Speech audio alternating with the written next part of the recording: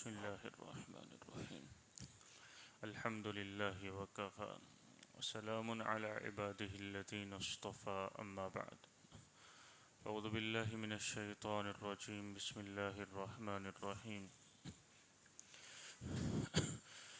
اذهبوا بقميصي هذا فألقوه على وجه أبي يأت بصيرا وأتوني بأهلكم أجمعين ولما فصلت العير قال أبوهم إني لأجد ريح يوسف لولا أن تفندون قالوا تالله إنك لفي ضلالك القديم فلما أن جاء البشير والقاه على وجهه فارتد بصيرا قال ألم أقل لكم إني أعلم من الله ما لا تعلمون قالوا يا أبانا استغفر لنا ذنوبنا إنا كنا خاطئين قال سوف أستغفر لكم ربي إنه هو الغفور الرحيم صدق اللہ العظیم. میرا محترم بھائی اور دوستو، قرآن کریم کے 12ویں پارے کی یہ سورت ہے سورہ یوسف. اس کی تفسیر چل رہی ہے اور گزشتہ مجلس میں یہ بات آئی تھی کہ جب یوسف علیہ السلام کے بھائیوں کے سامنے یوسف علیہ السلام کا راز کھل گیا اور یوسف علیہ السلام نے خود ہی سامنے سے یہ بات کہہ دی کہ انا یوسف وہذا اخی، کہ میں یوسف ہوں اور یہ بنیامین میرا بھائی ہے. اور اس کے بعد بھائیوں میں آپس میں معافی تلافی ہوئی. یوسف علیہ السلام نے اعلان کر دیا کہ لا تثریب علیکم اليوم، تم سے کوئی زبردستی نہیں کی جائے گی، تم پر کوئی ملامت نہیں ہے، تم سب کے لیے معافی ہے. یغفر اللہ لکم، میں نے بھی معاف کر دیا، اللہ بھی تم کو معاف فرماوے. یہاں تک بات ہو چکی تھی. آگے کی بات جو تھی اس پر بھی کچھ مختصر بات ہو گئی تھی. اذهبوا بقمیصی ھذا فألقوه علی وجہ ابی. یوسف علیہ السلام نے اپنے بھائیوں سے یوں کہا کہ اب تم جاؤ ابا جان کے پاس اور میری یہ قمیص لے کر جاؤ اور ان کی آنکھوں پر ڈال دینا، جس سے ان کی بینائی واپس آ جائے گی. یہاں پر میں نے ایک مسئلہ آپ کے سامنے ذکر کیا تھا بزرگوں کے تبرکات کا، کہ بزرگوں کے تبرکات کا کیا حکم ہے. جو اللہ والے ہوتے ہیں ان کے استعمال میں جو چیزیں آتی ہیں اس میں برکتیں ہوتی ہیں. تو یوسف علیہ السلام نے برکت کے طور پر اپنا کرتا بھیج دیا کہ جاؤ ابا جان کے پاس اس کو ڈال دو ان کی آنکھوں پر، اس سے ان کی بینائی واپس آ جائے گی. آگے کی بات یہ ہے، یوں فرمایا کہ وَأْتُونِي بِأَهْلِكُمْ أَجْمَعِينَ، اور ابا جان کے ساتھ اپنے پورے خاندان کو واپس یہاں لے کر آ جاؤ مصر میں. اب جب یہ قافلہ یعقوب علیہ السلام کے پاس روانہ ہوا بھائیوں کا، یعقوب علیہ السلام کو پیغام دینے کے لیے کہ تمہارے بیٹے یوسف بادشاہ بن گئے ہیں، تو جب یہ روانہ ہوا وَلَمَّا فَصَلَتِ الْعِيرُ قَالَ أَبُوهُمْ إِنِّي لَأَجِدُ رِيحَ يُوسُفَ لَوْلَا أَن تُفَنِّدُونَ. وہ قافلہ مصر سے نکلا ہے اور کنعان بہت دور ہے، جہاں یعقوب علیہ السلام کا قیام تھا، جہاں رہ رہے تھے، بہت دور تھا. لیکن یہ ابھی نکلا ہے اور وہاں کنعان میں بیت المقدس میں یعقوب علیہ السلام یوں کہہ رہے ہیں انی لأجد ریح یوسف لولا ان تفندون. اس کا ترجمہ یوں کریں گے کہ اگر تم یوں کہو کہ یہ بوڑھا سٹھیا نہ گیا ہے، تم یوں کہو کہ یہ بوڑھا جو ہے وہ بہکی بہکی باتیں کر رہا ہے، تو میں یہ بات کہہ رہا ہوں تمہیں سنو. اپنے خاندان کے بچوں سے کہا کہ مجھے یوسف کی خوشبو آ رہی ہے. وہ قمیص وہاں سے لے کر نکلے ہیں اور یہاں یعقوب علیہ السلام کہہ رہے ہیں مجھے یوسف کی کچھ خوشبو آ رہی ہے. اگر تم یہ نہ کہو کہ میرا دماغ سٹھیا گیا ہے. یہاں علماء نے ایک عجیب و غریب بات یہ لکھی ہے کہ بزرگوں کی طرف سے جو معجزے اور کرامات صادر ہوتے ہیں، جس کو ہم انگلش میں میریکلز کہتے ہیں، اب چاہے وہ معجزہ ہو یا کرامت، اس کے لیے ایک ہی لفظ ہے، لیکن معجزہ نبی سے ہوتا ہے اور کرامت بزرگوں سے ہوتی ہے. تو ان لوگوں سے یہ جو چیزیں صادر ہوتی ہے جس کو خرق عادت کہتے ہیں، یعنی ناممکن چیز وجود میں آ جاتی ہے. جیسے موسیٰ علیہ السلام نے عصا پکڑا، لاٹھی پکڑی، وہ اژدہا بن گیا. اللہ کے نبی صلی اللہ علیہ وسلم کے ہاتھوں کتنی کرامتیں ظاہر ہوئی، انگلی سے پانی بہنے لگا، پتھروں نے آپ کے سامنے بولنا شروع کیا، چاند کے 2 ٹکڑے، بہت ڈھیر ساری کرامتیں اور معجزات ہیں. لیکن یہ ساری چیزیں ہیں نا، اس پر نہ نبی کا اختیار ہوتا ہے نہ ولی کا، یہ صرف اللہ کے اختیار میں ہے۔ کوئی نبی یوں کہے کہ میں یوں کر لوں، اپنی مرضی سے نہیں ہو سکتا۔ کوئی ولی یوں کہے کہ میں اپنی مرضی سے کرامت صادر کر دوں، یہ نہیں ہو سکتا۔ اس واقعے سے یعقوب علیہ السلام کو یہ پتہ چلتا ہے کہ وہ کتنی دور تھے۔ ابھی یوسف کا قمیص بہت دور تھا، اور یہاں بیٹھے بیٹھے ان کو پتہ نہیں ہے کہ میرے بیٹوں کو یوسف مل گیا ہے، ان کو نہیں پتہ ہے۔ یعقوب علیہ السلام کو ابھی تک پتہ نہیں چلا ہے، لیکن بیٹھے بیٹھے یہاں یوں کہہ رہے ہیں کہ مجھے یوسف کی خوشبو آ رہی۔ اور جب یوسف علیہ السلام کو کنویں میں ڈالا گیا تو وہ تو چند میل فاصلے پر تھے، کیا ابا جان کو پتہ نہیں چلا؟ تب خوشبو نہیں آئی کہ میرا بیٹا کنویں میں تڑپ رہا ہے؟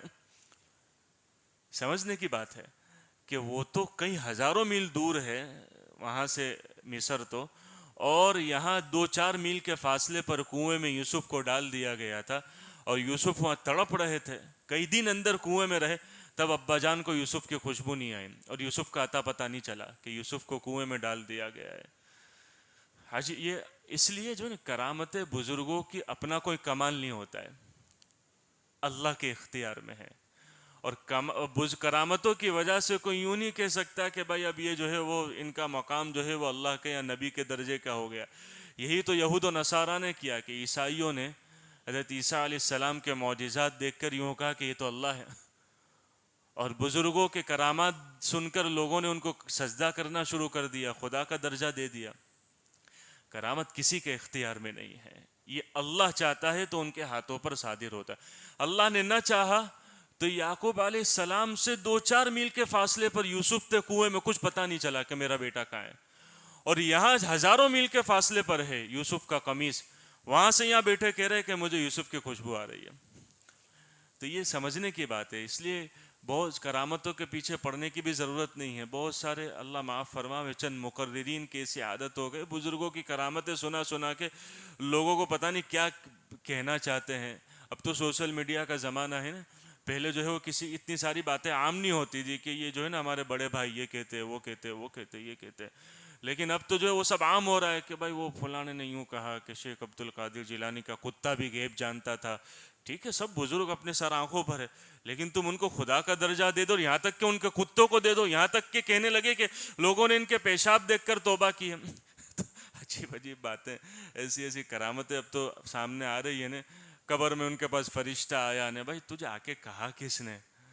تجھے آ کے یعنی یہ جو ساری پھینک چھاپ باتیں، اس کی کوئی حقیقت۔ تو یہاں سے یہ بات معلوم چلتی ہے اس آیت سے کہ کرامت کسی کے اختیار میں نہیں ہے۔ وہاں یعقوب کو چند میل کے فاصلے پر یوسف کا پتہ نہیں چلا، وہاں ہزاروں میل فاصلے پر ہے، یہاں یوسف کی خوشبو آ گئی۔ کیوں؟ اللہ نے اس وقت نہیں چاہا تو کچھ پتہ نہیں چلا، اس وقت اللہ کی چاہت تھی کہ اب یعقوب کو یوسف سے ملانا ہے تو اب خوشبو آ رہی ہے۔ تو خیر یہ اذهبوا بقمیصی ھذا فألقوه علی وجه ابی یأتیکم بصیرا وأتونی بأہلکم اجمعین فلما فصلت العیر قال ابوهم انی لأجد ریح یوسف لولا ان تفندون قالوا تاللہ انک لفی ضلالک القدیم۔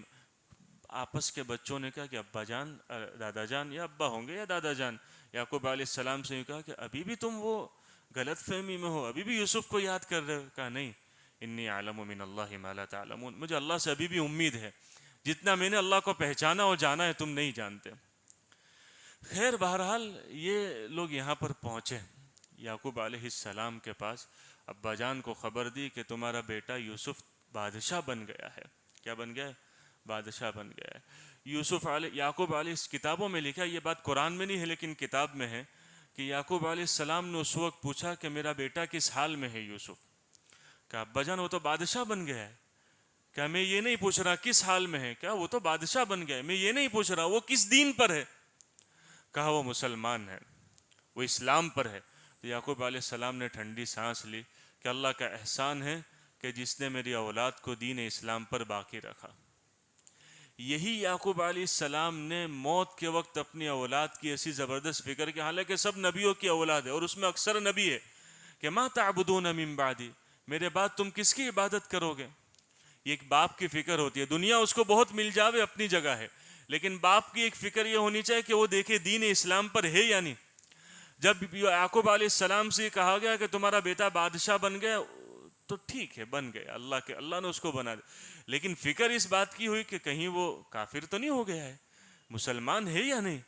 تو جب بیٹوں نے کہا کہ ہاں ابا جان وہ دین اسلام پر باقی ہے، تو پھر کہا کہ الحمدللہ اللہ کا احسان ہے کہ اللہ نے اس کو دین اسلام پر باقی رکھا. یہ بات ہوتی ہے اصل.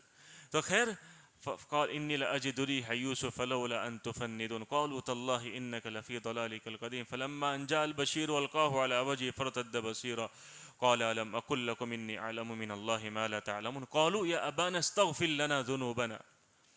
ابا جان سے کہنے لگے بھائی کہ ابا جان آپ ہمارے لیے مغفرت کی دعا کیجیے. کیا کہا؟ مغفرت کی دعا کیجیے. بیٹے اپنے والد سے دعا کی درخواست کر رہے. یہ آج یہ بھی سلسلہ کم ہو گیا ہے. اولاد جی ماں باپ تو کرتے ہیں دعائیں اولاد کے لیے، وہ تو ان کا حق ہے، ان کی دعاؤں میں محبت ہے، ان کی دعاؤں میں اخلاص ہے، لیکن اولاد نے ماں باپ سے دعا کی درخواست کرنا چھوڑ دیا ہے. بہت کم ہے جو کرتے ہیں سامنے سے. بھائی بزرگوں کے پاس جا کے کیسے کہتے ہیں کہ چرا دعا کرنا نا ہمارے. ایسے ماں باپ سے روزانہ دعائیں درخواست کرنی چاہیے کہ ہمارے لیے دعائیں کرتے رہنا. ہمارے لیے کیا یہ یا ابانا استغفر لنا، اس سے ہم کو یہ بات ملتی ہے کہ ان بیٹوں نے ابا جان سے دعا کی درخواست کی کہ ابا جان ہم نے بہت گناہ، انا کنا لخاطئین، بڑے قصوروار ہیں ہم کیا ہے. اور یہ بھی اللہ کو بڑا پسند ہے، جو بندہ گناہ کرنے کے بعد اپنے آپ کو قصوروار ٹھہراتا ہے، یہ اللہ کو پسند ہے. ایک آدمی گناہ کرنے کے بعد اکڑ جاتا ہے اور تعویلیں کرنے لگتا ہے اور ہیلے بہانے تلاش کرتا ہے کہ یہ تو چلتا ہے، تھوڑا بہت تو ہوتا ہے، اللہ غفور الرحیم ہے، تھوڑا چلتا ہے، مارکیٹ میں تھوڑا جھوٹ بولنا پڑتا ہے، دوستوں کے ساتھ بیٹھے تو تھوڑی یہاں وہاں کی کرنی پڑتی ہے، ذرا یہ تو تھوڑا ہو جاتا ہے، شادی آگے تو تھوڑا کرنا پڑتا. جب آدمی ہیلے بہانے تلاش کرنا کر دیتا ہے نہیں، یہ اللہ کی پکڑ کو دعوت دینے والی چیز ہے. بھائی گناہ ہو گئے، ہیلے بہانے تلاش مت کرو تم، یہ تو تھوڑا چلتا ہے، یہ تو ہوتا ہے. نہیں بھائی کیا ہوتا ہے؟ تم سے گناہ ہو گیا، انسان ہے، لیکن یوں کہو ہم سے قصور ہو گیا. ہیلے کیوں تلاش کرتے ہو، بہانے کیوں بناتے ہو، تعویلیں کیوں کر رہے ہو اس کی؟ یہ اللہ کو ناپسند ہے. جو کہہ دیتا ہے اللہ قصور ہو گیا، تو اللہ کے نبی صلی اللہ علیہ وسلم فرما رہے وخیر الخطائین التوابون المستغفرون، بہترین خطا کار وہ ہے جو استغفار کرے، توبہ کرے. تو ہیلے بہانے تلاش نہیں کرنے، تعویلیں اپنے گناہوں کی نہیں کرنی ہے. چلتا ہے، تھوڑا ہو جاتا ہے، نہیں ایسا نہیں ہے. جب کچھ گناہ ہو گئے انا کنا لخاطئین، ابا جان ہم سے بڑا گناہ ہو گئے، آپ ہمارے لیے استغفار کر دیجئے. تو ماں باپ سے بھی دعاؤں کی درخواست کرنی چاہیے، ان کی دعاؤں میں اخلاص ہے، محبت ہے، اور وہ جب اخلاص سے دعا مانگتے ہیں تو اللہ قبول کرتا ہے. اور وہ تنہائیوں میں مانگتے ہیں، بہت خوش نصیب ہیں وہ اولاد جن کے ماں باپ ان کے لیے تنہائیوں میں رو رو کر دعائیں مانگتے ہیں. ایک بزرگ فرماتے ہیں کہ میں نے اپنے والدین کی دعائیں اپنے بچپن میں جو مجھ سے دی گئی، بڑے ہو کر میں نے ساروں کا اثر دیکھا، جو انہوں نے مجھے دعائیں دی بچپن میں. تو یا ابانا استغفر لنا، ابا جان ہمارے لیے آپ کیا کیجئے، استغفار کیجئے. اور جب غائبانہ دعا کی جاتی ہے نا تو اللہ کے یہاں قبولیت پکی ہے. ماں باپ تو کیا، تمہارا دوست تمہارے لیے غائبانہ دعا کرے گا نا. تو اللہ کے نبی صلی اللہ علیہ وسلم فرما رہے ایک مسلمان اپنے مسلمان بھائی کے لیے غائبانہ دعا کر رہا ہے اس کی غیر موجودگی میں، یا اللہ اس کو یہ کر دے وہ کر دے، تو فرشتہ یوں کہتا ہے کہ آمین ولک مثلہ، اللہ تیری دعا قبول کرو، تیرے لیے بھی اسی جیسا ہو، تیرے لیے بھی کیا ہو، اسی جیسا ہو. تو غائبانہ دعا پر تو یہ فضیلت ملتی ہے. تو جب ماں باپ غائبانہ دعا کریں گے تو ظاہر ہے کہ وہ اللہ کے یہاں اس کا محبت، اس کا اخلاص وہ ایک الگ ہی چیز ہے. تو فرمائے کہ یا ابانا استغفر لنا، ابا جان ہمارے لیے مغفرت کی دعا کیجیے، انا کنا لخاطئین، ہم بڑے قصوروار ہیں. تو یعقوب علیہ السلام نے یوں فرمایا کہ سوف استغفر لکم ربی، میں عنقریب تمہارے لیے اللہ سے معافی مانگوں گا. فوراً کیوں معاف نہیں کر دیا اور فوراً کیوں ان کے لیے دعا نہیں کی؟ یہ ایک عجیب سوال ہے کہ یعقوب علیہ السلام نے یوں نہیں کہ اللہ تمہیں معاف فرما. وہاں یوسف علیہ السلام نے جب اپنے بھائیوں کے سامنے جب ان کی راز کھل گیا تو بھائیوں نے جب معافی تلافی کی نے تو یوسف علیہ السلام نے فوراً کہہ دیا تھا یغفر اللہ لکم. یہاں یعقوب علیہ السلام نے فوراً نہیں کہا یغفر اللہ لکم، بلکہ یہ کہا سوف استغفر لکم ربی، میں عنقریب تمہارے لیے اللہ سے معافی مانگوں گا. بھائی کیوں عنقریب، فوراً کیوں معاف نہیں کیا؟ علماء ایک وجہ تو اس کی ذکر کرتے ہیں کہ یعقوب علیہ السلام نے تہجد کا انتظار کیا کہ میں رات میں اٹھ کر تمہارے لیے اللہ سے معافی مانگوں، کہ وہ وقت دعا کی قبولیت کا ہے اور اس وقت اللہ بندے کی طرف متوجہ ہوتا ہے. یا پھر یوں کہا کہ میں تمہارے لیے نماز کے بعد استغفار کروں گا، یہ مراد ہو سکتا ہے، اس لیے کہ نماز کے بعد بھی دعا قبول ہوتی ہے، اس لیے کہ بھائیوں کے قصور اتنے زیادہ تھے کہ ابا جان کو یوں خطرہ ہوا کہ ایک دو مرتبہ معافی مانگنے سے کچھ نہیں ہوگا، یہ تو تمہارے لیے کثرت سے مجھے استغفار کرنا پڑے گا، تمہارے قصور اتنے زیادہ ہے۔ یا پھر یعقوب علیہ السلام نے یہ سوچا کہ ابھی تمہارے لیے کوئی معافی نہیں، پہلے میں یوسف پاس پہنچ جاؤں، اس نے تم کو معاف کیا یا نہیں، اس نے تم کو، کیونکہ تم نے سارا نقصان اس کو پہنچایا ہے یوسف کو، اس کے پاس پہنچ جاؤں، اس نے معاف کیا تو میں بھی تمہارے لیے استغفار کروں گا۔ یا پھر یہ کہ یعقوب علیہ السلام ابھی اپنے بیٹوں سے یوں کہنا چاہ رہے تھے کہ ابھی میں دیکھوں گا تمہاری حالات سدھرے ہیں یا نہیں، تمہارے اندر کچھ سدھار آیا ہے یا نہیں، پھر میں تمہارے لیے اللہ سے معافی مانگوں گا۔ سوف استغفر لک ربی انہ هو الغفور الرحیم، وہ بڑا معاف کرنے والا ہے۔ کیا ہے آگے کیا ہے؟ سوف استغفر لکم ربی انہ هو الغفور الرحیم فلما دخلوا علی یوسف آوى الیہ ابویہ وقال ادخلوا مصر ان شاء اللہ آمنین ورفع ابویہ علی العرش وخروا له سجدا۔ اب یہ سارا خاندان، ان کا خاندان جو ہے وہ 125 لوگوں پر تھا، کیونکہ یعقوب علیہ السلام، ان کے 12 بیٹے اور پوتے انہیں نواسے نا، پتہ نہیں کیا کیا، سب 125 لوگوں کا خاندان تھا، اور یہ سارا خاندان اب چلا جو ہے کہاں پر؟ یوسف علیہ السلام کے پاس، مصر چلا ہے۔ جب یہ مصر پہنچے ہیں تو یوسف علیہ السلام نے فرمایا ادخلوا مصر انشاء اللہ آمنین، آئیے تم بہت سکون کے ساتھ، امن کے ساتھ رہو گے، یہاں امن کی جگہ پر تم آ گئے، یہاں تم کو کوئی نقصان نہیں پہنچے گا۔ اور جب باپ بیٹوں کی ملاقات ہوئی تو وہ تو اللہ ہی جانتا ہے کیا منظر ہوگا کہ باپ اور بیٹے کی ملاقات کے وقت کیا رقت ہوگی، کیا محبت کا اظہار ہوا ہوگا کہ بیٹا 40 سال کے بعد مل رہا ہے۔ بھائی ہم دیکھتے نا کبھی سوشل میڈیا پر ایسا کوئی کسی کا بیٹا گم ہو گیا، 1-2 دن کے بعد کہیں پولیس والے آ کر اس کو ڈھونڈ کر دیتے ہیں، تو ماں کی کیا حالت ہوتی ہے اور باپ کی کیا حالت ہوتی ہے کہ وہ یعنی ان کا جو ہے وہ روتے روتے حالت ان کی خراب ہو گئی ہوتی ہے 1-2 دن کی جدائی میں۔ اور یہاں بیٹا 40 سال بعد ملا ہے اور ابا جان کے ساتھ جب میلاپ ہوا ہے تو اللہ ہی جانتا ہے اس وقت کیا دونوں کی حالت ہوگی۔ تو یعقوب علیہ السلام جب وہاں پہنچے ہیں، ساری ملاقات ہوئی، علیک سلیک ہوئی، اور پھر یوسف علیہ السلام نے اپنے والد کو تخت پر بیٹھا، ورفع ابویہ علی العرش وخروا له سجدا، تخت پر بٹھا دیا اپنے والدین کو، اور سارے کے سارے یوسف علیہ السلام کے سامنے سجدے میں گر گئے، وخروا له سجدا، سارے یوسف کے سامنے سجدے۔ وقال یا ابت ھذا تأویل رؤیایا من قبل، یوسف علیہ السلام نے فرمایا کہ ابا جان یہ جو بچپن میں نے خواب دیکھا تھا نا، اللہ نے آج سچ کر دکھلایا۔ اس خواب دیکھا تھا کہ 11 ستارے چاند سورج مجھے سجدہ کر رہے، 11 ستاروں سے مراد بھائی ہے اور چاند سورج سے مراد دونوں ماں باپ ہے، اللہ نے ان کے سامنے سجدہ کرنے پر مجبور کر دیا، اور وہ سامنے سب یوسف کے سامنے بچھ گئے۔ اب یہاں مسئلہ ہے کہ کیا کسی کو سجدہ کیا جا سکتا ہے؟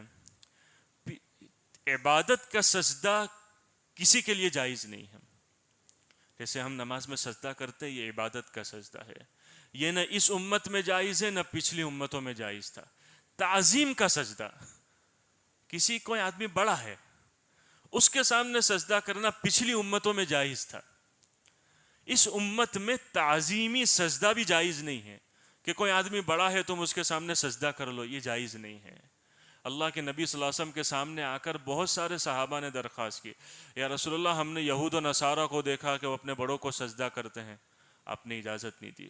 ایک صحابی نے آ کر کیا، میں ہیرا گیا، میں نے دیکھا کہ عیسائی اپنے بادشاہوں کو سجدہ کرتے، آپ تو ہمارے بادشاہوں کے بادشاہ ہے کہ ہم آپ کو سجدہ نہ کریں؟ اللہ کے نبی صلی اللہ علیہ وسلم فرمائے نہیں، اگر سجدہ کرنا جائز ہوتا تو میں بیوی کو حکم دیتا کہ اپنے شوہر کو سجدہ کرے، کیونکہ شوہر کے احسانات بیوی پر اتنے زیادہ ہیں کہ میں بیوی کو حکم دیتا کہ شوہر کو کیا کرے، سجدہ کرے، لیکن اس کو بھی سجدہ کرنے کی اپنے شوہر کو اجازت نہیں ہے۔ تو سجدہ تعظیمی اس امت میں جائز نہیں ہے۔ ہاں کوئی آدمی کسی کے سامنے ہلکا سا جھک رہا ہے اور تعظیماً نہیں، مجبوری میں، جیسے بھائی میں یہاں بیٹھا ہوا، ایک مثال کے طور پر کوئی آدمی ملاقات کے لیے آئے تو وہ تھوڑا سا جھک گیا ہے، تو وہ مجبوری کی وجہ سے جھکا، یا میں بیٹھا ہوا ہے نیچے بیٹھا ہوا ہوں، کوئی آدمی کھڑے کھڑے ملاقات کے لیے آئے تو اس میں نے تھوڑا یوں ہاتھ دیا، اس نے تھوڑا جھک کر نیچے ہاتھ کیا، تو یہ چاہے رکوع کی شکل بن گئی ہے لیکن یہ مجبوری کی وجہ سے، کوئی تعظیم کی وجہ سے نہیں جھکا ہے۔ ایک آدمی تعظیم سے جھک گیا ہے تو اس کی جو ہے وہ علماء نے لکھا ہے عبادت کا سجدہ یہ کفر میں مبتلا کر دیتا ہے، اور تعظیمی سجدہ یہ حرام ہے، یہ فسق ہے۔